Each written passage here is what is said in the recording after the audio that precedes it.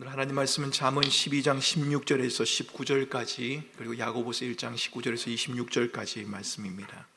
미련한 자는 당장 분노를 나타내거니와 슬기로운 자는 수욕을 참느니라.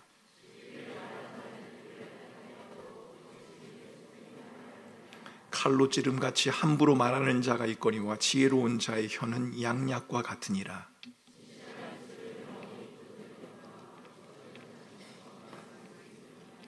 아멘. 야고보서 1장 19절에서 26절을 한 절씩 또 교독하도록 하겠습니다. 19절을 제가 먼저 읽습니다. 내 사랑하는 형제들아, 너희가 알지니 사람마다 듣기는 속히 하고 말하기는 더디하며 성내기도 더디하라. 그러므로 모든 더러운 것과 넘치는 악을 내버리고 너희 영혼을 능히 구원할 바 마음에 심어진 말씀을 온유함으로 받으라.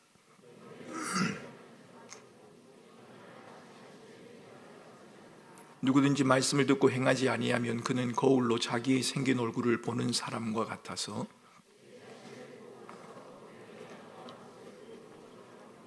자유롭게 하는 온전한 율법을 들여다보고 있는 자는 듣고 잊어버리는 자가 아니요 실천하는 자니 이 사람은 그 행하는 일에 복을 받으리라. 자기 혀를 재갈 물리지 아니하고 자기 마음을 속이면 이 사람의 경건은 헛것이라. 아멘. 옆에 분에게 우리 함께 인사하겠습니다. 제가 인사를 가르쳐 드릴 테니까 옆에 분을 보고 인사를 하겠습니다. 옆에 분을 보시면 됩니다. 옆에 분을 보시면서 이렇게 인사를 하겠습니다. 말을 참 잘하시네요. 여러분, 이게 칭찬인가요? 욕인가요? 말을 참 잘하시네요. 이 말은 칭찬이기도 하고 욕이 되기도 합니다. 다양한 표현을 쓸 수 있는 사람, 화려한 표현을 쓸 수 있는 사람, 다양한 언어를 구사할 수 있는 사람, 그런 발명가를 향해서 우리는 말을 참 잘하시네요 이렇게 말을 합니다. 자기 생각을 논리적으로 잘 표현하는 사람들을 보고도 말을 참 잘하십니다 이렇게 말합니다. 이럴 때는 칭찬이 됩니다. 그런데 여러분, 말을 잘한다는 것이 칭찬이 아니라 빈정되는 말, 비난이 될 수도 있습니다. 행동은 하지 않으면서 말만 하는 사람 있지 않습니까? 말하는 것과는 다르게 행동하는 사람을 향해서 말은 참 잘하시네요, 말 잘하시네요 이렇게 말하면 이것은 칭찬이 아니라 욕이 되는 겁니다. 그리스도인들을 향해서 그런 말들을 많이 합니다. 말을 잘하는 사람들 보고 이렇게 말하죠. 혹시 교회 다니세요? 이렇게 묻습니다. 말은 참 잘하시네요. 그리스도인 교회 다니는 사람이라고 하면 말을 잘하는 사람이라는 평가를 우리가 받고 있습니다. 저는 말 잘한다는 평가를 받고 싶습니다. 그 말은 다양한 언어와 화려한 표현을 잘 사용하고 있다라고 하는 그런 말이기도 하고, 제 생각을 논리적으로 잘 표현한다라는 그런 칭찬, 그 칭찬을 받고 싶다는 말이기도 합니다. 하지만 오늘 잠언의 표현을 빌면 제가 하는 말이 진실하고 부드럽게 다가갈 수 있으면 좋겠다 싶습니다. 말을 부드럽게 하고 말을 진실되게 한다는 것 말입니다. 오늘 18절에도 보면 잠언에서는 칼로 찌름같이 함부로 말하지 말고 19절에 말하는 것처럼 진실한 입술로 말해라 라고 그렇게 말을 하죠. 진실한 말이면 좋겠고 부드러운 말이면 좋겠습니다. 여러분, 왜 우리가 말에 주의를 해야 합니까? 왜 함부로 말하면 안 되는 것입니까? 왜 진실하고 부드러운 말을 하려고 해야 합니까? 또 어떻게 하면 진실하고 부드러운 말을 할 수 있습니까? 왜 우리는 말에 주의를 해야 하는가? 여러분, 이것을 먼저 생각해 볼 필요가 있습니다. 우리는 왜 말을 조심해야 합니까? 말로 했을 뿐인데 이렇게도 말할 수 있지 않습니까? 내가 행동한 것도 아니고 그냥 말한 것뿐인데 말이 무슨 대수라고 이렇게 말할 수도 있습니다만, 성경은 말하는 것을 굉장히 중요시 여기고 있습니다. 말에 주의해야 하고 진실하고 부드러운 말을 해야 하는 몇 가지 이유가 있습니다. 첫 번째 이유는 말 한마디가 사람을 살리기도 하고 죽이기도 하기 때문에 그렇습니다. 잠언 12장 18절 전반부에는 이렇게 말을 하지요. 칼로 찌름같이 함부로 말하는다 라고 말입니다. 칼로 찌름같이 함부로 말한다. 잘못된 말을 칼로 찌르는 것에 표현하고 있습니다. 여러분, 모로코 속담에도 이런 말이 있습니다. 말이 입힌 상처는 칼이 입힌 상처보다 깊다. 말이 입힌 상처는 칼이 입힌 상처보다도 깊다라고 그렇게 말을 합니다. 김윤나 씨라고 하는 분이 쓴 비울수록 사람을 더 채우는 말그릇이라는 책이 있습니다. 그 책에는 이런 말이 나옵니다. 앞에 있는 말인데요, 같이 한번 읽어보겠습니다. 같이 읽습니다. 시작.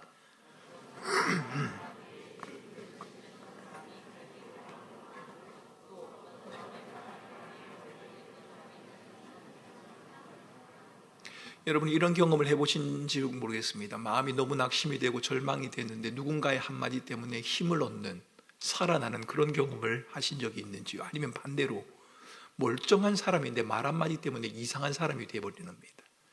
그런 경험을 할 수 있습니다. 말 한마디 때문에 그럴 수 있다는 겁니다. 우리는 말한 지 오래돼서 다 잊어버렸는데 들은 사람은 그 말을 고이 간직하고 있습니다. 속 좁게 뭐 그렇게 그 말을 그렇게 기억하고 있느냐? 여러분, 기억하고 싶어서 기억하겠습니까? 마음에 남아있기 때문에 기억이 되어지는 겁니다. 일부러 그 말을 기억하려고 애를 쓰지 않았는데도 그 말이 고스란히 마음에 남아 있습니다. 그리고 그 말을 곱씹게 됩니다. 부모가 자식 잘 되라고 내뱉은 말이었는데, 그 말이 잘 되라고 한 말이었는데 자식들의 가슴에는, 자녀들의 가슴에는 그게 잘 되는 말이 아니라 비수와 같은, 한평생 동안 그 말을 곱씹으며 살아가도록 만드는 그런 말이 될 수도 있다는 겁니다. 말의 위력 대단합니다. 말 한마디가 사람을 움츠려들게 만들 수도 있고, 말 한마디가 사람의 어깨를 펴게 만들 수도 있습니다. 말이라고 하는 것은 한 사람을 살리기도 하고 한 사람을 죽이기도 합니다. 뿐만 아니라 한 말은 우리의 공동체에도 부정적이고 파괴적인 영향을 끼칠 수 있습니다. 한 공동체를 말 한마디로 세울 수도 있고요, 한 공동체를 깨뜨려 버릴 수도 있습니다. 확인되지 않는 말이 의심을 가져오게 되고, 그 의심은 불신을 가져오게 되고, 그 불신은 결국 공동체의 분열을 가져오게 됩니다. 말 때문에 그런 겁니다.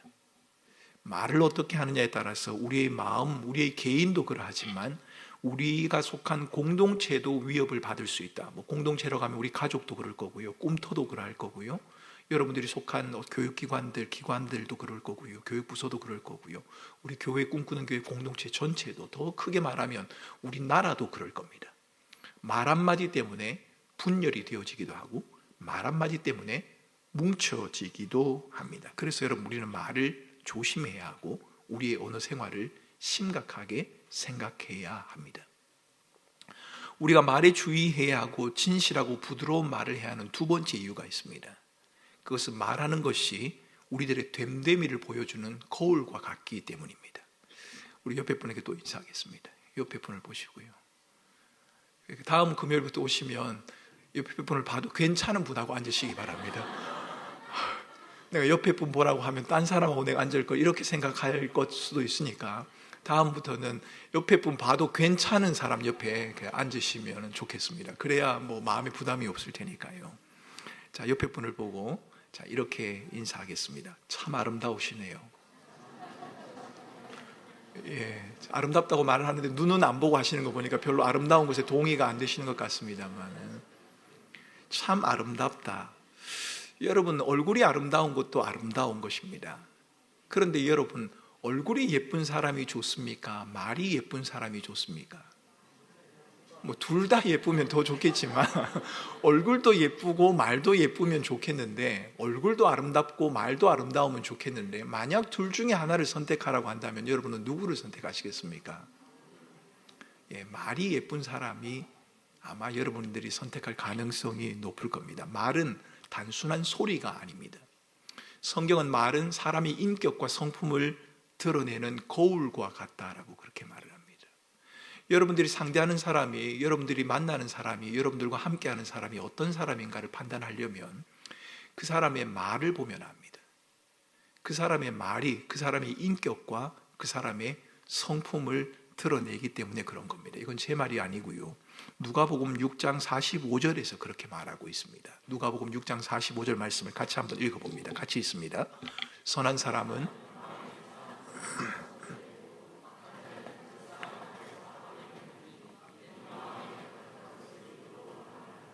말이 어디에서 나온다고 말합니까? 마음에서 나온다고 말합니다. 이 마음은 인격이라고도 말할 수 있고요, 우리의 성품이라고도 말할 수 있고요, 우리의 됨됨이라고도 말할 수 있습니다. 여러분, 말이라고 하는 것은 우리 인격의 표현이다.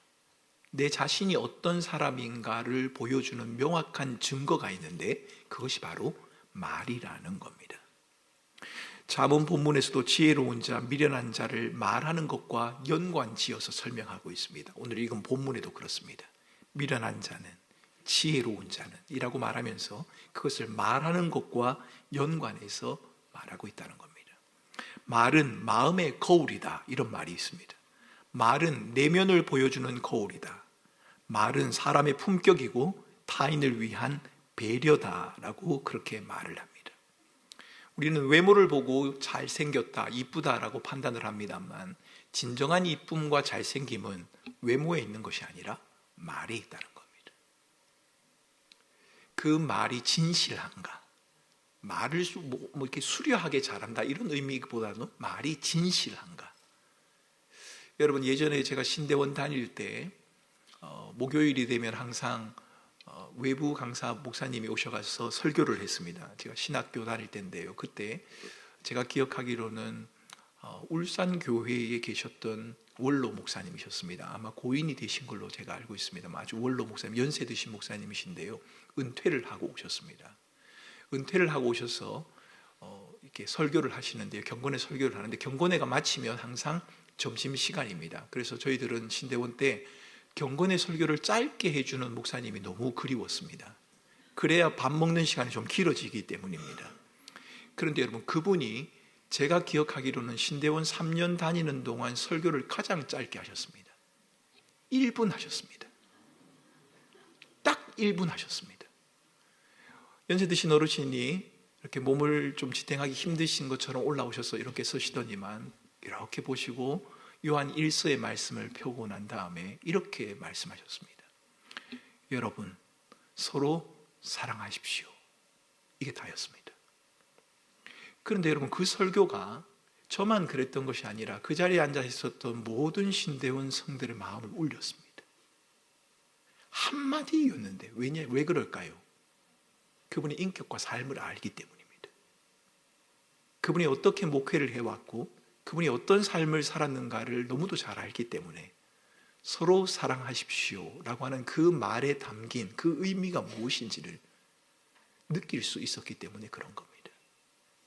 말은 소리가 아닙니다.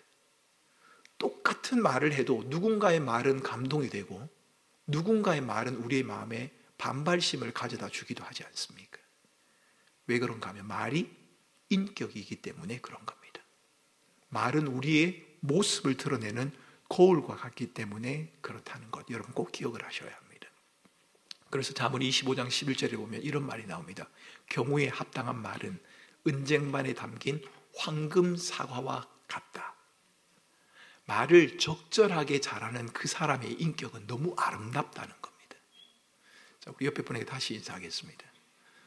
자, 옆에 분 보시고요. 자, 아름답게 사세요. 이렇게 인사하겠습니다.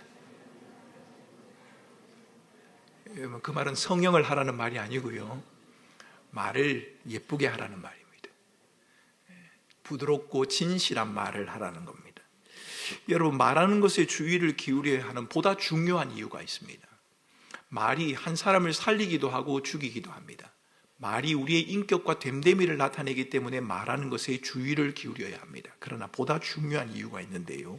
이 말하는 것은 우리의 믿음과 직접적인 관련이 있습니다. 오늘 야고보 1장 26절에는 믿음 생활을 헛것으로 만들어버리는, 우리가 힘써서 예했는데 1장 26절을 같이 한번 읽어보겠습니다. 누구든지 스스로 경건하다 생각하며 자기 혀를 제갈 먹이지 아니하고 자기 마음을 속이면 이 사람의 경건은 헛것이라. 여러분, 애써서 믿음 생활을 했는데 그 믿음 생활이 아무것도 아닌 것처럼 엉망진창으로 헛것으로 만들었다는 말은 쓸모없이 만들어버렸다, 이렇게 번역할 수 있습니다. 우리가 힘써서 애써서 노력했는데 여러분, 이 밤에 나와서 집에 쉬지 않고 여러분 철야하고 기도하고 찬양하고 말씀 듣고 또 주일날 나오실 거 아닙니까? 나오실 거잖아요. 주일날 주일도 오실 거 아닙니까? 또 더 열심히 분은 수요일도 오실 거잖아요. 여러분, 또 새벽도 나오시는 분도 있을 거 아닙니까? 그렇게 나왔는데 그렇게 힘쓰고 애쓴 우리의 믿음 생활이 헛것이 되어버리는, 아무 소용없게 되어버리는 것이 있는데 그게 바로 말이라는 겁니다. 여러분, 해변에서 모래성을 쌓아 보신 적이 있습니까? 거대하고 화려한, 넓고 화려하고 아름다운 모래성을 쌓았다고 한번 생각을 해 보십시오. 아름다운 성을 쌓았는데, 정말 규모가 있는 너무 멋진 성을 해변에다가 쌓아 두었는데, 근데 파도가 밀려오더니만 그것을 휩쓸고 가버렸습니다. 이게 바로 헛것이라는 겁니다. 우리가 말을 조심해야 하는 이유는, 말하는 것을 반드시 연습하고 훈련해야 하는 이유는, 말하는 것에 주의를 기울여야 하는 것은 우리의 믿음을 헛것으로 만들어 버리기 때문에 그런 겁니다. 잠언 12장 19절에서도 야고보와 같은 말이 등장을 하고 있습니다. 잠언 12장 19절은 이렇게 말합니다. 진실한 입술은 영원히 보존되거니와 거짓 혀는 눈 깜짝일 동안만 있을 뿐이라. 여기에 눈 깜짝일 동안만 있을 뿐이라라고 하는 그 말이 야고보가 말하는 헛것이다 라는 것과 같은 겁니다. 말할 때는 괜찮아 보였는데 금방 사라져 버린다는 겁니다. 아무런 의미가 없다는 거지요. 믿음의 삶은 자기 스스로의 생각과 판단에 의해서 결정할 수 있는 게 아닙니다. 난 믿음이 괜찮은 사람이야. 여러분, 그 평가는 정당하지 않습니다. 여러분 스스로가 나는 믿음 생활을 잘하고 있다, 그 평가도 정당하지 않을 가능성이 있습니다. 왜냐하면 우리는 우리 스스로에게 굉장히 관대한 성향을 가지고 있기 때문에 그런 겁니다. 우리는 우리의 잘못에 대해서도 굉장히 호의적으로 받아들입니다. 너그럽게 인정하는 성향들이 있습니다. 그렇기 때문에 우리 자신들의 믿음에 대한 판단을 내가 한다? 여러분, 믿을 수 없습니다. 그럼 뭘 보면 알 수 있습니까? 하나님께서 판단을 해주셔야 하는데 하나님께서 판단할 수 있는 도구를 하나 주셨습니다. 방편을 하나 주셨습니다. 그게 바로 말입니다. 말하는 걸 보면 그 사람의 믿음이 드러난다는 겁니다. 여러분이 힘써 애써 수고하고 달려온 믿음의 걸음을 아무것도 아닌 것처럼 엉망으로 만들어 버릴 수 있는 비법, 어떻게 해요? 함부로 말하면 됩니다. 여러분들이 정말 힘쓰고 애쓰고 자기를 부인하고 경건으로 살기를 애쓰고 교회 봉사를 열심히 하고 했는데 그것을 아무것도 아닌 것처럼 만들어 버릴 수 있다면 그것은 말 때문에 그렇다는 겁니다. 함부로 말한다. 생각하지 않고 말하고 싶은 대로 말한다. 이렇게 표현해 볼 수 있겠지요. 그렇다면 어떤 말들이 우리의 믿음을 아무것도 아닌 것으로 만들어 버릴 수 있습니까? 말이 중요한 이유를 여러분 이제 아셨을 겁니다. 말은 정말 중요합니다.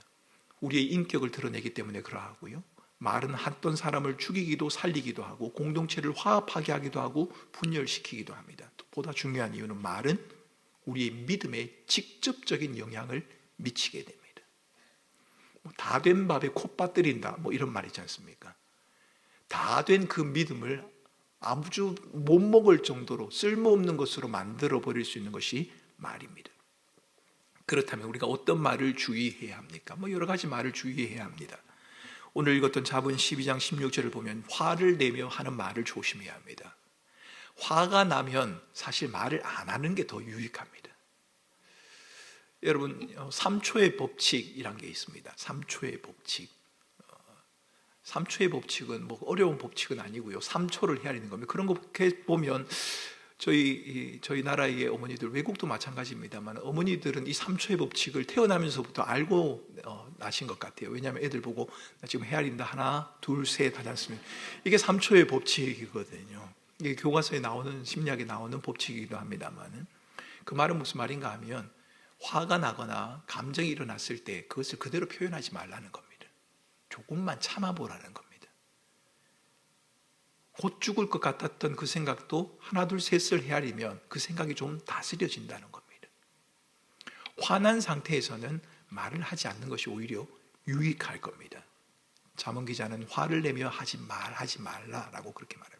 여러분 한번 떠올려 보십시오. 여러분의 삶 가운데서 화를 내서 화난 상태에서 쏟은 말이 여러분에게 끼친 유익이 있는지, 여러분처럼 별로 없는 것 같습니다.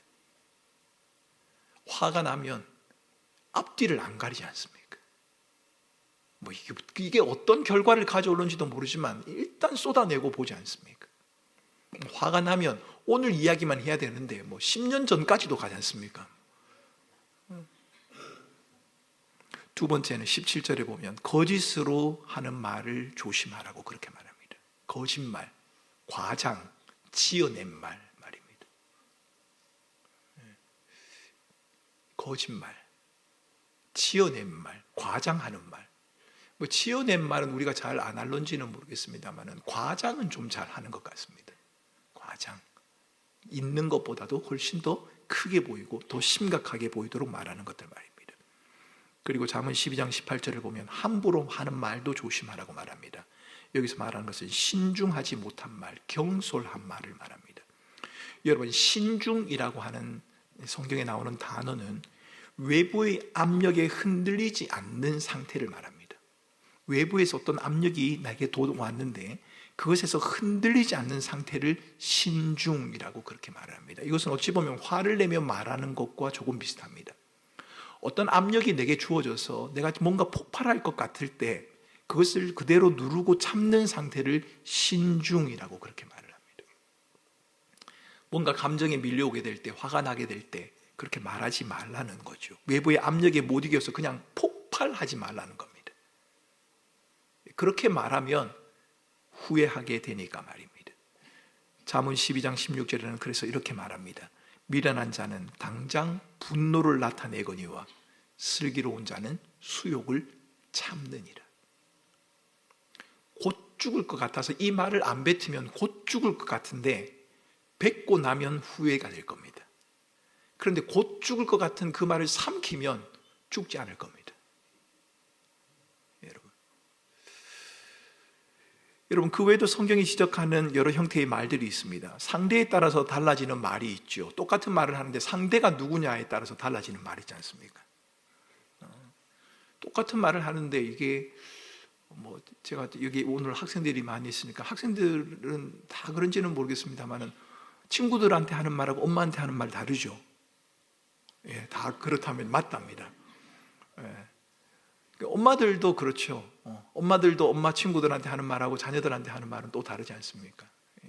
그래서 제가 예전에 설교 시간에도 한번 그렇게 말했지 않습니까? 저희 집 아이들이 아빠 교인들한테 말하듯이 말해주세요.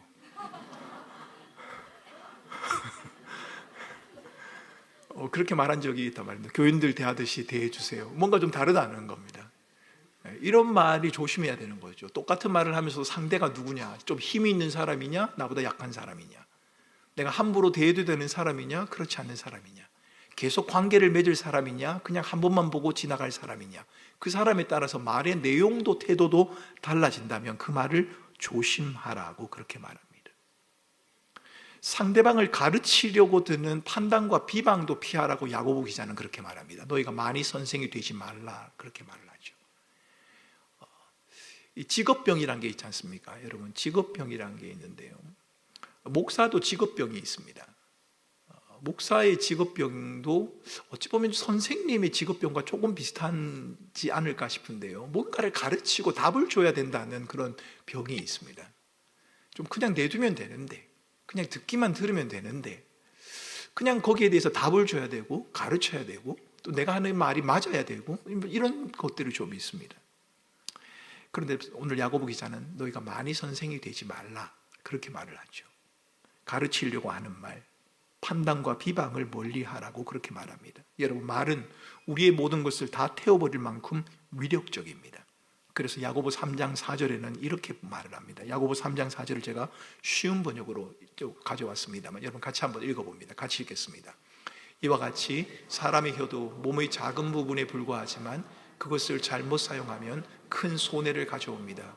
작은 불씨가 큰 숲을 태우지 않습니까? 예, 말이 작은 불씨 같은데 숲을 다 태워버린답니다.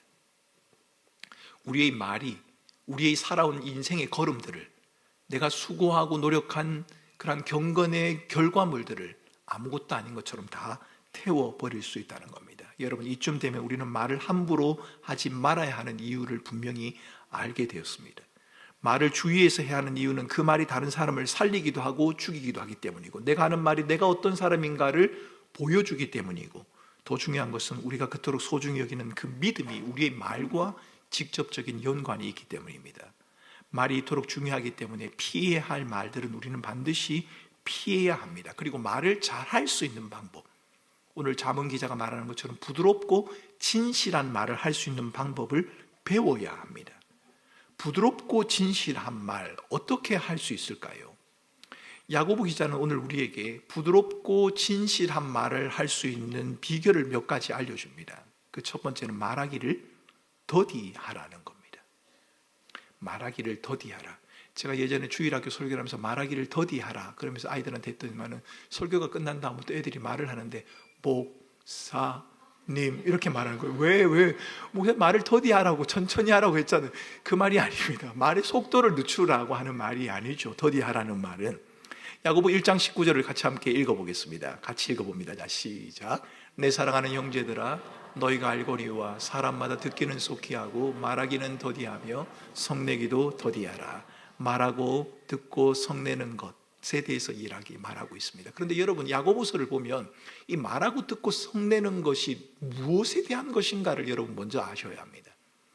야고보 기자가 말하기는 더디하라, 성내기도 더디하라, 듣기는 속히 하라, 이 말은 1차적으로 하나님에 대해서 그렇게 하라는 말입니다. 여러분, 야고보서를 읽어보면 그렇습니다. 여러분, 야고보서에 나오는 21절에 보면 이런 말이 나오거든요. 21절에 보면 그러므로 모든 더러운 것과 넘치는 악을 내버리고 너희 영혼을 능히 구원할 바 마음에 심어진 말씀을 온유함으로 받으라, 이런 말이 나옵니다. 하나님의 말씀을 받으라는 겁니다. 말하기는 더디하고 듣기는 속히 하고 성내기도 더디하라고 말하면서 그것과 연관해서 하나님의 말씀을 받으라 이렇게 나오거든요. 그래서 하나님의 말씀에 대한 것을 지금 말하고 있는 겁니다. 그 본문을 제가 다시 한번 번역을 해보면 이렇습니다. 여러분은 하나님에 대해 더디 말해야 하고 하나님이 말씀하시는 것을 속히 들어야 하고 하나님을 향해 성내는 것도 더디해야 합니다. 여러분, 야고보 기자는 우리의 말하는 기술과 방법, 태도에 대해서 말하는 것이 아니라 하나님에 대해서 우리가 어떻게 해야 되는지를 우리에게 말하고 있는 겁니다. 여러분, 하나님에게 화내 보신 적이 있으십니까? 없으십니까? 하나님에 대해서 좀 짜증이 나본 적은 없으십니까? 아무도 없으신 것 같아요. 저는 있습니다. 하나님에게 좀 이렇게 화가 나요. 왜 이러시나 도대체? 하나님이 도대체 왜 이러시는 거지? 이렇게 좀 짜증이 나고 화가 날 때가 있습니다. 그런데 야고보 기자는 하나님에 대해서 그렇게 쉽게 성내거나 말하지 말고 하나님이 하는 말을 속히 들으라고 말합니다. 왜 야고보 기자가 야고보를 받아 읽고 있는 사람들에게 그렇게 말하고 있습니까? 이 사람들은 야고보서를 받아 읽고 있는 사람들은 흩어져 있는 12지파다 이렇게 말을 하거든요. 왜 흩어졌을까요? 고난과 박해 때문에 흩어진 겁니다. 자기들이 흩어지고 싶어서 흩어진 게 아니라 또 다른 이유 때문에, 예수를 믿지 못하게 하는 핍박과 박해 때문에 이 사람들은 흩어졌습니다. 땅 주인으로부터 일을 시커내 했는데 이득을 받지 못합니다. 월급을 받아야 되는데 월급을 착취를 당했습니다. 억울한 누명을 쓰고 법정으로 끌려갑니다. 그게 야고보서에 나오는 내용들입니다. 유대교 공동체를 떠나서 그 당시 유대인들은 그리스도인들을 미워했단 말입니다. 그 유대인 공동체를 떠나서 그리스도인이 되었는데 자신들의 삶에 주어지는 것은 경멸과 고난뿐이었습니다. 하루 이틀도 아니고 이 일이 계속된다는 말입니다. 여러분, 계속되는 어려움 앞에서 장사가 있을까요? 아무도 장담하지 못합니다. 여러분, 힘들어하는 교인들을 향해서 그게 뭐 그렇게 힘드냐라고 말하거나 뭐 그 정도 어려움쯤이야 참을 수 있지 않겠느냐, 여러분 쉽게 그렇게 말씀하지 마시기 바랍니다. 여러분, 당해보면 아십니다. 당해본 사람이 압니다. 큰 어려움이든 작은 어려움이든 당해본 사람은 그걸 별것 아닌 것이지 이렇게 말하기가 어렵습니다. 힘들고 어렵단 말입니다. 야고보서를 받아 읽고 있는 독자들이 그랬습니다. 집도 떠났죠. 고향도 떠났죠. 예수 믿는다는 한 가지 이유 때문에 다 떠났는데, 떠나서 실컷 일을 했더니만 주인은 돈을 주지 않습니다. 돈을 주기는커녕 억울한 누명을 씌워서 감옥으로 보내버리기도 합니다. 누구에게도 호소할 수 없는 어려움 속에 놓여있는 사람들이 바로 야고보 기자들이었다는 겁니다. 절망적이었을 겁니다. 하나님을 향해서 원망이 나오지 않았을까요? 나왔을 겁니다. 하나님 왜 이러십니까? 하나님 때문에 우리가 이렇게 고생을 하고 있는데 왜 이러십니까? 화가 날 만하지 않습니까? 자신들이 당하고 있는 고난의 원인이 하나님에게 있다라고 말하고 싶지 않겠습니까? 하나님이 우리를 이렇게 힘들게 하는 것 아닙니까? 라고 하지 않겠느냐 말입니다. 여러분, 저는 이 야고보 기자서에 나오는 독자들이 충분히 화날 만한 이유가 있다고 저는 생각합니다. 그런데 오늘 야고보 기자는 말하기를, 그럴 때, 힘들고 어려운 상황이 닥쳐졌을 때, 이해할 수 없는 일이 펼쳐질 때, 예수 그리스도를 믿고 따르지만 고난과 박해가 너희에게 찾아올 때 쉽게 너희의 감정을 따라서 화내지 말고 하나님이 하시는 말씀을 먼저 들으라, 그것을 말하고 있는 겁니다. 듣기는 속히 하고 성내기도 더디하고 말하기도 더디하라. 여러분 19절과 20절을 다시 한번 읽어보겠습니다. 19절과 20절 같이 있습니다. 시작. 내 사랑하는 형제들아, 너희가 알지니 사람마다 듣기는 속히 하고 말하기는 더디하며 성내기도 더디하라. 사람이 성내는 것이 하나님의 의를 이루지 못하니라. 여러분, 이 성내는 것이 그냥 우리가 일상생활에서 성내는 거라면 아마 우리는 하나님의 의를 이룰 사람이 아무도 없을 겁니다. 크고 차이는 좀 있겠지만 우리가 화를 좀 잘 내지 않습니까? 전혀 화를 낼 것 같지 않는 분도 계시긴 한데, 제가 저희 교회에서 이렇게 보면서 야, 저분은 정말 화내지 않겠다 라고는 생각이 들 만큼 그런 분들도 계시긴 합니다만 아마 그렇지는 않을 겁니다. 다 화가 나죠. 화를 내면 하나님의 의를 이루지 못한다, 썩내는 것이 하나님의 의를 이루지 못한다고 했는데, 이것이 만약 우리의 일상생활에서 느끼는 하는 화를 말한다면 아무도 하나님의 의를 이루지 못할 겁니다. 하지만 이 본문이 말하고 있는 1차적인 의미는 하나님에 대해서 화를 내지 말라는 겁니다. 쉽게 우리의 감정을 하나님 앞에 쏟아붓지 말라는 겁니다.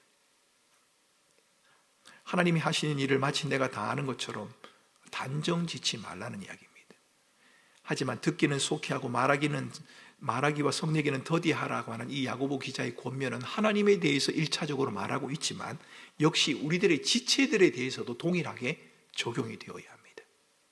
하나님에 대해서 당연히 그래야 합니다. 하나님에 대해서도 우리는 말씀을 듣는 일에 열심을 내야 되고 말하는 것을 좀 줄여야 합니다. 그래서 여러분, 저는 여러분들에게 권해드리고 싶은 것은, 여러분들이 새벽 기도든 금요일이든 이렇게 오셔서 기도하시고 또 평소에 기도하시고 하면 여러분들이 할 말만 다 하고 자리에서 일어나지 말고 잠깐 하나님이 하시는 말씀을 한번 기다려 보시기 바랍니다. 아마 하나님이 여러분에게 뭐라고 말씀하실 겁니다. 여러분의 마음에 들려지는 어떤, 그게 느낌일 수도 있고요, 어떤 감정일 수도 있고요, 어떤 말씀일 수도 있고요, 그런 게 있을 겁니다. 하나님이 우리에게 하시는 그 말씀에 귀를 기울일 필요가 있습니다. 듣기는 속히 하고 말하기와 성내기는 더디하라. 이는 야고보 기자의 권면, 하나님에 대해서도 그러해야 하지만 다른 지체들에 대해서도 그러해야 합니다. 내가 하고 싶은 말을 하고 옳다고 생각하며 한 말이 누군가에게 어려움을 줄 수도 있지 않습니까? 나는 그냥 서둘러 말을 했는데 사실이 아닐 수도 있지 않습니까? 그래서 여러분, 말하는 것은 조금 더디해야 합니다. 독선이라고 하는 말 들어보셨습니까? 독선이라고 하는 말은 자기가 말하고 행동하는 것이 옳지 않은데 그것이 옳지 않은 줄을 모르는 겁니다. 여러분, 요즘은 이 독선을 우리가 참 조심해야 합니다. 우리가 말하고 다른 사람에게 옮기는 말들 가운데 확인되지 않는 말들이 너무 많은 경우가 있습니다. 그것이 분명하지 않는 경우인데도 마치 분명한 것처럼 우리가 말을 하는 경우가 있다는 겁니다. 독선에 빠질 가능성이 있죠. 말하는 내용에만 충실해서 이 말이 어떤 결과를 가져올 것인가에 대해서 생각을 하지 못하는 것, 여러분, 이것도 주의를 해야 합니다. 말하는 내용도 중요하지만 이 말하는 것으로 인해서 내 자신, 또 말을 듣는 사람과 공동체에 어떤 영향을 가져올 것인가를 우리는 생각할 수 있어야 합니다. 독선에 빠진 사람은 이것을 따지지 않습니다. 내가 말하고 있는 것이 옳은지 그른지를 생각하지 않습니다. 지금 말해도 괜찮은지 아닌지를 고려하지 않습니다. 왜요? 내가 하는 게 옳으니까요. 내가 맞으니까요. 항상 자신이 옳다는 기준을 가지고 있습니다. 그런데 오늘 야고보 기자는 이렇게 말합니다. 스스로 속을 수 있는 존재가 너희들이다 라고 말합니다. 여러분, 우리가 우리 자신들에게 속을 수 있다는 것을 아십니까? 우리는 우리 자신에게 속을 수 있습니다. 제가 여러분에게 여러분 자신에게 속을 수 있는 걸 하나 보여드릴까요? 자, 저를 따라서 하겠습니다. 나는 참 괜찮은 사람입니다. 다 속고 있는 겁니다. 제가 농담이고요. 여러분 괜찮은 사람 맞습니다. 그런데 자기를 절대 옳다고 생각한다면 그건 속고 있는 겁니다. 세상에 절대 옳다고 말할 수 있는 사람이 있을까요? 아니요. 절대라고 하는 말은 하나님에게만 쓸 수 있습니다. 그러게 우리는 늘 실수가 있는 연약한 존재란 것을 우리들이 기억을 해야 합니다. 우리는 실수할 수 있습니다. 잘못될 수 있습니다. 그 잘못을 인정할 수 있는 용기가 우리에게 필요하지요. 예전에 우리 어르신들도 계십니다만 조금 연세 드신 분들은 학교 다닐 때 안고미 운동이라고 들어보셨습니까? 안 들어보셨습니까? 안고미 운동 안 들어보셨습니까? 저하고 비슷한 연배들은 아셔야 되는데 저희 학교에서만 했는지는 모르겠습니다만 안고미 운동, 그것은 다른 것이 아니고요. 안녕하세요, 고맙습니다, 미안합니다. 안고미 운동이었거든요. 우리 옆에 분에게 한번 인사하겠습니다. 안녕하세요, 고맙습니다, 미안합니다. 예, 이게 안고미 운동입니다. 네. 근데 그 중에 마지막 말, 미안합니다, 죄송합니다, 잘못했습니다. 여러분, 어쩌면 우리가 이 말이 좀 필요한 것 같습니다. 교회 안에서 이 말이 참 어렵지 않습니까? 교회 안에서 이 말이 가장 쉬워야 하고 가장 용납되어져야 하는데 이 말이 가장 어렵습니다. 미안하다고 잘 말하지 않습니다. 잘못되었다고 말하지 않습니다. 잘못되고 미안하다고 하는 것을 부끄러움처럼 여기는 그런 세상을 저희들이 살아가고 있지 않느냐는 겁니다. 우리 스스로가 독선에 빠질 수 있다는 것을 스스로 인정하고 우리는 연약한 자, 실수할 수 있는 자라는 것을 인정해야 합니다. 그렇지 않으면 우리는 스스로에게 속을 수 있다고 야고보 기자는 우리에게 말하고 있습니다. 듣는 것을 속히 하라라고 그렇게 말하죠. 말하는 건 더디하고 듣는 것은 속히 하라. 말하는 것만큼이나 듣는 것도 어렵습니다. 여러분, 말하는 게 어려운가요? 듣는 게 어려운가요? 어떤 게 어려우십니까? 여러분은 어떤 게 어려우십니까? 말하는 게 어려우세요? 듣는 게 어려우세요?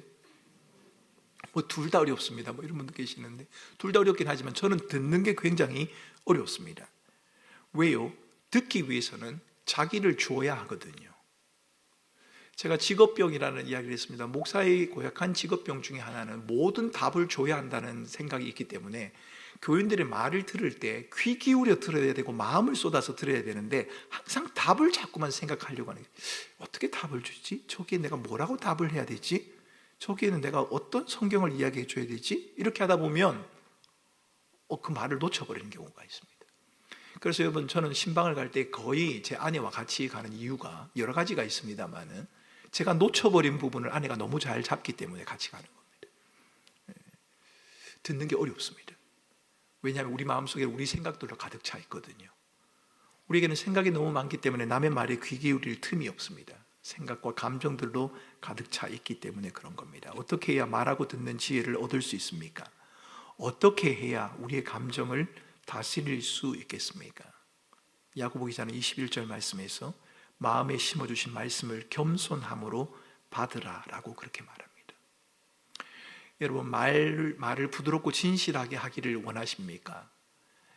말을 잘 듣는 사람이 되기를 원하십니까? 그렇다면 우리의 마음에 하나님의 말씀을 채우라고 성경은 그렇게 말합니다.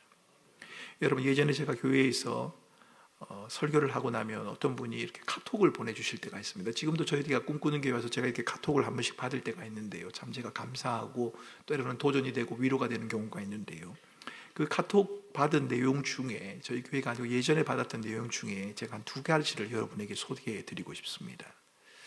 이런 내용이 왔습니다. 목사님 안녕하세요. 새가족 누구누구입니다. 지난주일 설교 말씀을 통해서 많은 은혜 받았습니다. 저 역시 하나님 어떻게 살아야 하지요? 라고 묻는 시간 속에 있었고 이번 설교를 통해 하나님의 대답을 들었다고 생각합니다. 주일 이후로 날마다 본문과 설교 말씀을 곱씹고 계속 묵상하고 적용하는 시간들이 저에게 얼마나 행복한 시간이 되었는지 말씀드리고 싶어서 용기를 내어 톡을 드립니다.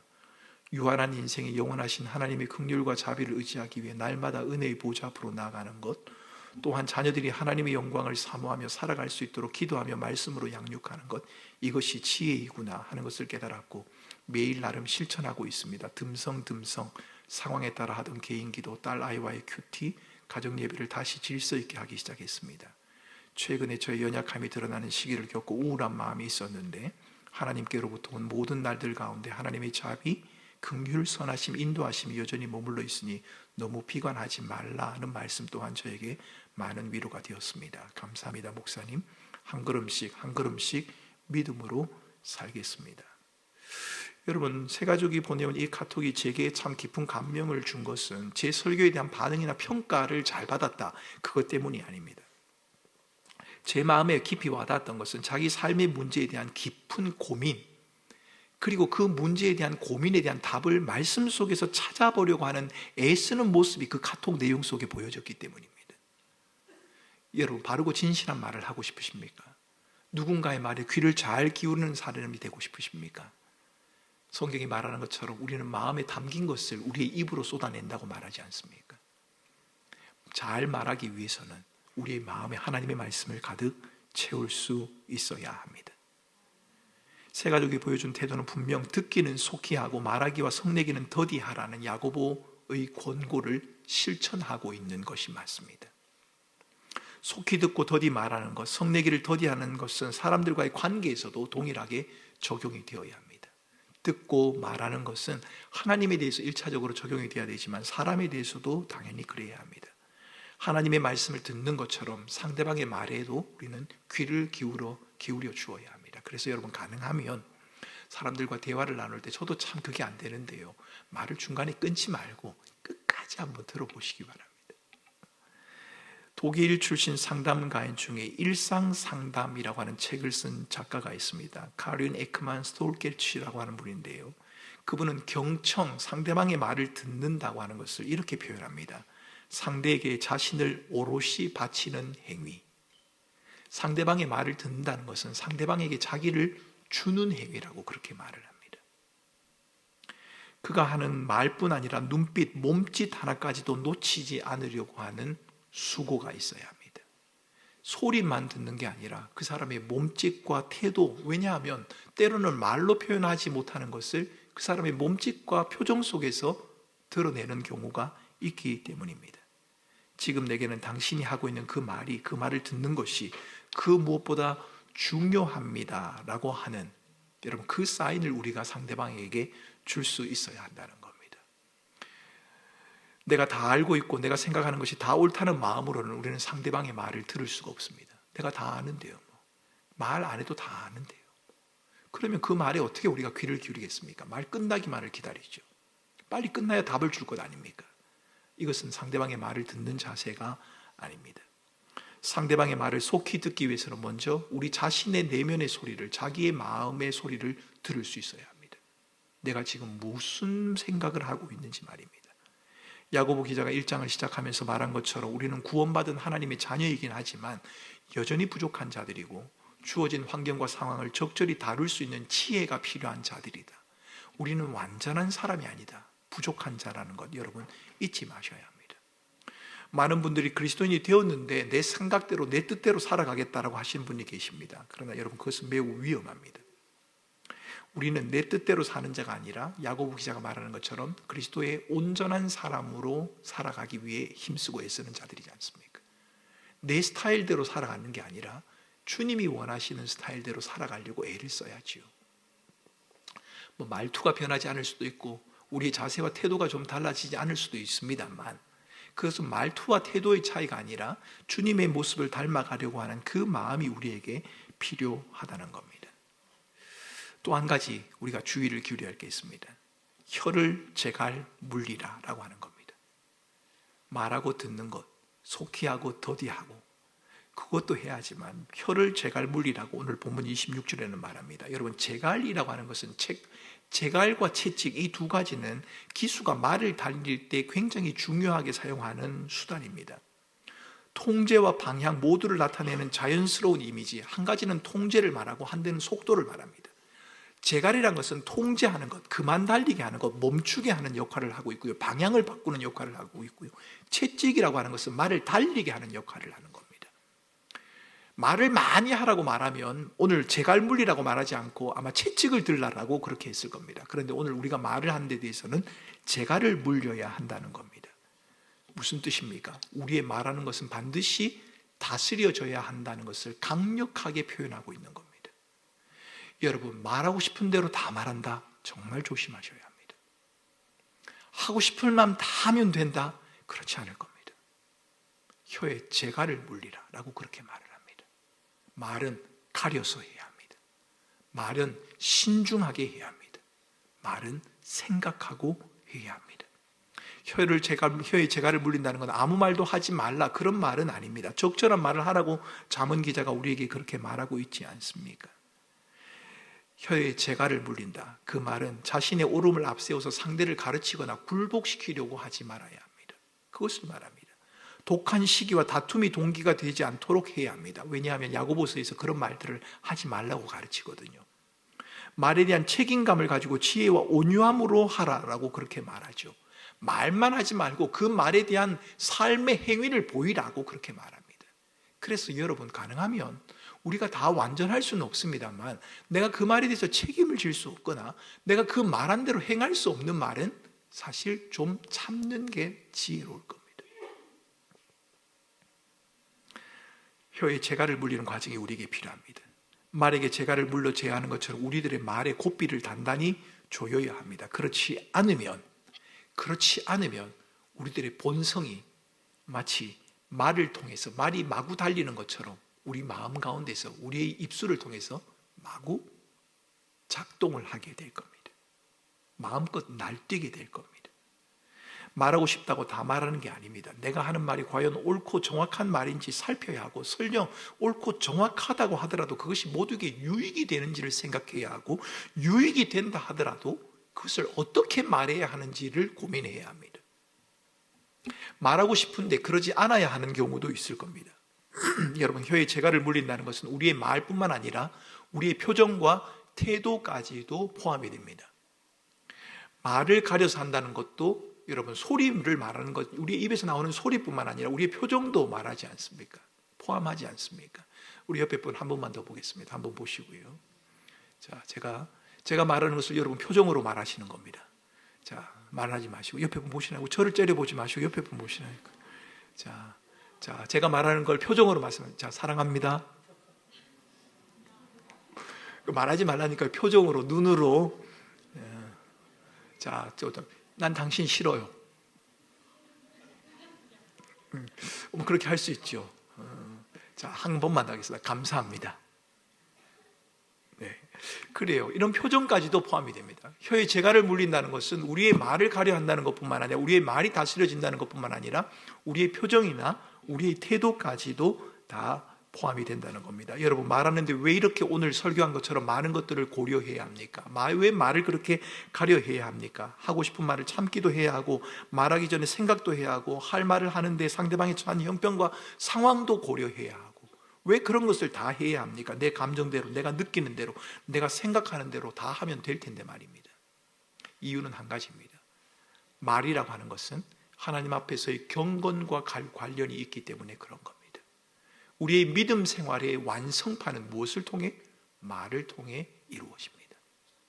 그래서 여러분, 말은 훈련되어야 하고, 연습되어야 하고, 또한 주의를 기울이고 신중하게 해야 합니다. 여러분, 들려지는 것이 너무 많은 세상을 우리가 살아갑니다.